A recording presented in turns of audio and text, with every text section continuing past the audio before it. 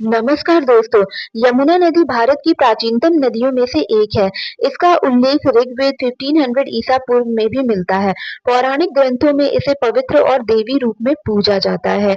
यह नदी हजारों वर्षों पुरानी मानी जाती है और हिंदू धर्म में इसका विशेष महत्व है। यमुना नदी का उद्गम स्थल है यमुनोत्री ग्लेशियर। यह उत्तराखंड राज्य के उत्तरकाशी जिले में स्थित है। यमुनोत्री समुद्र तल से लगभग 6,387 मीटर 21,778 फीट की ऊंचाई पर स्थित है। इसे यमुनोत्री धाम कहा जाता है, जो 4 धामों में से एक है। यमुना नदी भारत के उत्तराखंड यमुनोत्री से निकलती है। हिमाचल प्रदेश कुछ भागों से गुजरती है। हरियाणा, उत्तर प्रदेश, दिल्ली राजधानी में प्रमुख नदी है। मध्य प्रदेश चंबल नदी के जरिए उत्तर प्रदेश फिर से लौटती है।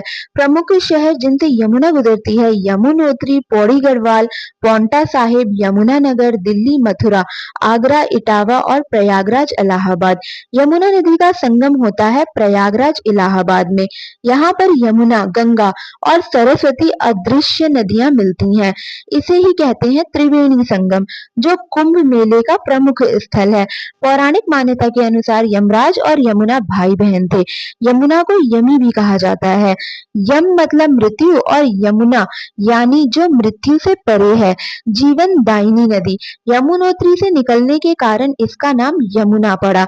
दुर्भाग्य से आज यमुना नदी की स्थिति बेहद खराब है। दिल्ली में सबसे ज्यादा गंदगी 70% से अधिक, सीवर, गंदा पानी और औद्योगिक कचरा। धार्मिक कारणों से कचरा, फूल, मूर्तियां भी डाली जाती हैं। केमिकल और प्लास्टिक से नदी दम तोड़ रही है। दिल्ली में यमुना का जल काला झागदार हो गया है। इसमें ऑक्सीजन की मात्रा बेहद कम हो गई है। मछलियां और अन्य जलीय जीव मर रहे हैं। मानव उपयोग के लायक अब जल नहीं रहा। यमुना एक्शन प्लान्स चल रहे हैं, लेकिन यमुना नदी हमेशा से ऐसी थी ये कहना गलत है। मुगल काल 1526 ईस्वी में 1857 ईस्वी तक ये यमुना नदी जो थी वो बहुत ही महत्वपूर्ण सामाजिक, धार्मिक और भौगोलिक योगदान था। उस समय यमुना एक पवित्र, स्वच्छ और जीवन दायिनी नदी मानी जाती थी।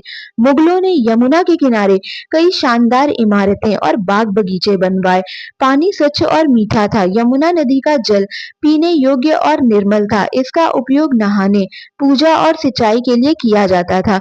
यमुना को हिंदू धर्म में देवी माना जाता था और मुगल शासक भी इसके इस महत्व को समझते थे। ब्रजभूमि, वृंदावन, मथुरा में यमुना के घाटों पर धार्मिक आयोजन होते थे। यमुना नदी के रास्ते नौकाओं से माल ढुलाई होती थी।